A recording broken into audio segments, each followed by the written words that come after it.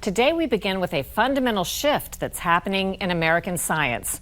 Over the centuries, scientific debate was usually considered invaluable in order for scientific advancements to take place. But an information war launched by public health officials during the COVID pandemic has made many ask whether that long-standing dynamic is still possible.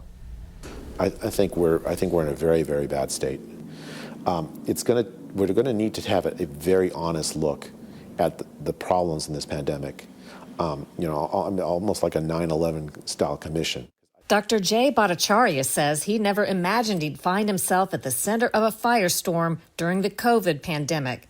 A professor at the Stanford School of Medicine, he's a medical doctor with a PhD in economics.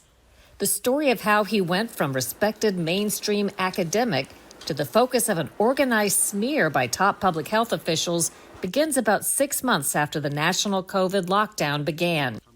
Bhattacharya and two colleagues published a policy statement named for the town where they signed it, Great Barrington, Massachusetts. It's an informed freedom as opposed to this perception that everyone faces the equal risk, which is not true. What is the Great Barrington Declaration, the idea behind it, and what happened with that? The Great Barrington Declaration said, let's devote our resources to protecting the older populations and other people with with chronic conditions that predispose to the bad outcomes if they get COVID. And for the rest of the population, let's live as close to normal lives as possible. That's it. That's the strategy. The fact is that there's a 1,000-fold difference in the risk of severe disease. Oldest people, very high risk of death. 80% of deaths are people over 65 around the world. Whereas young people, especially children, have very low risk of severe disease, right? Very low death rates. You had a lot of scientists sign on to that. Do you know how many? Tens of thousands of scientists and doctors signed on. We have almost 950,000 regular people. This despite big tech suppression of it. The idea is not even original. It's the same pandemic plan we followed for decades in respiratory pandemic after respiratory pandemic, as recently as 2009 with the H1N1 flu pandemic. It's essentially the Great Barrington Declaration, except it wasn't called that then. The three scientists didn't know it yet, but their public efforts would make them targets of a frantic behind-the-scenes campaign by public health officials at the highest level. So we wrote this document on October 4th, 2020, released it. It went viral beyond my expectations. 4 days later, I find out from a FOIA email, Francis Collins, the head of the NIH, wrote an email accusing me, Sunetra Gupta of Oxford University, one of the world's best epidemiologists, and Martin Kulldorff, one of the world's best epidemiologists and biostatisticians from Harvard, Stanford, Harvard, Oxford, of being fringe epidemiologists, and then asking for a devastating published takedown of our premises.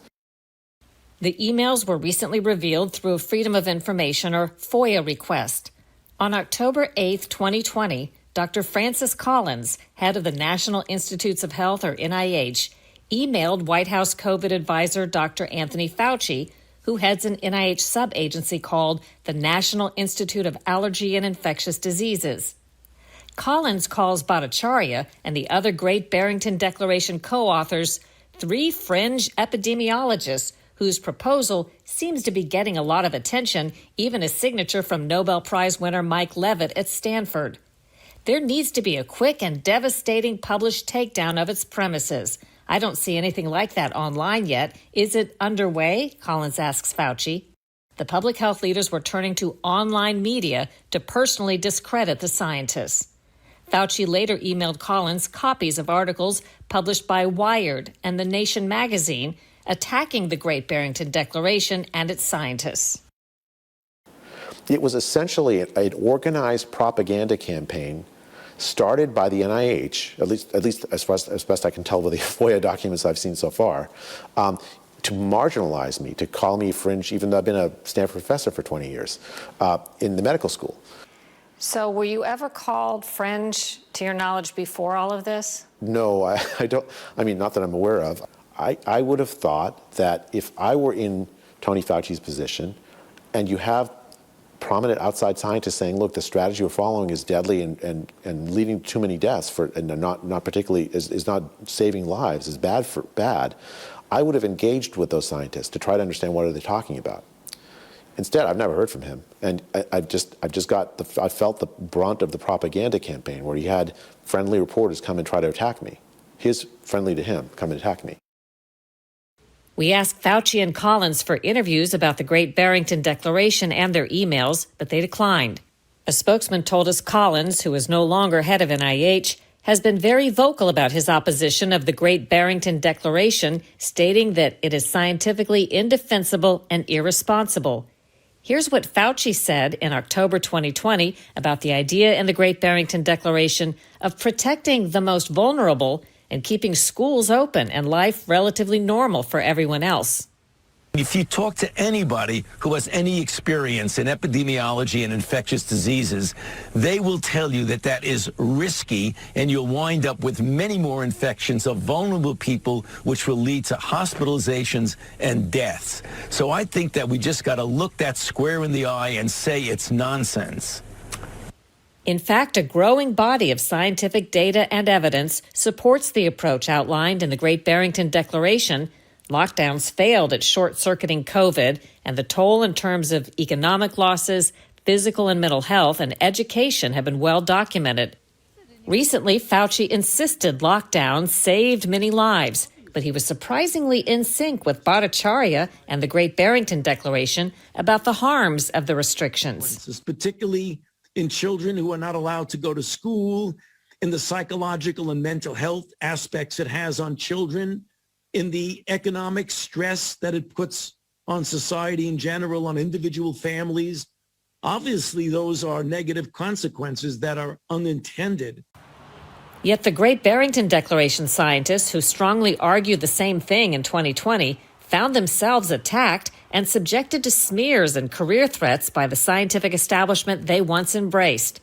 Some have had federal grant money, the lifeblood for academic researchers, jeopardized or withdrawn by Collins's and Fauci's agencies, who hold the purse strings when it comes to billions in federal tax dollars. I mean, I've been funded at the NIH most of my life, or most of my career, last 20 years. It helps, like, convince your university, for instance, that you should get tenure.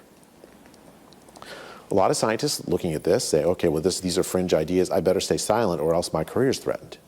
And that's what's happened. They use their power to silence scientists. And that is a conflict of interest.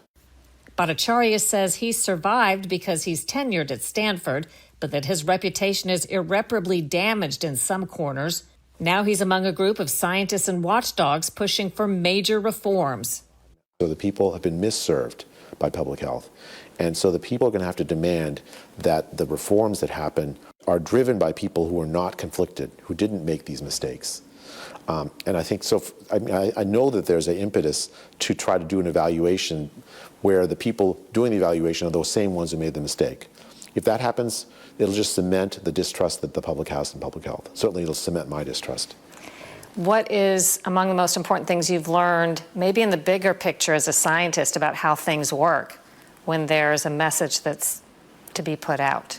And in fact, the kinds of scientific discussions that I took for granted for most of my career cannot survive a situation where you have government bodies controversializing perfectly reasonable positions, suppressing debate and suppressing discussion, employing propaganda techniques like big tech or the press to personally attack the lives of scientists who disagree. Now, you cannot have science where the government essentially can control what it wants to have happen. There has to be freedom for science to actually work. And I didn't fully understand that before the pandemic, but now I see it. Among the reforms Bhattacharya says are needed is putting a firewall between public health officials who make policy decisions and the funding that scientists receive, so the money cannot be used to suppress scientific discussion or to blackmail researchers into silence.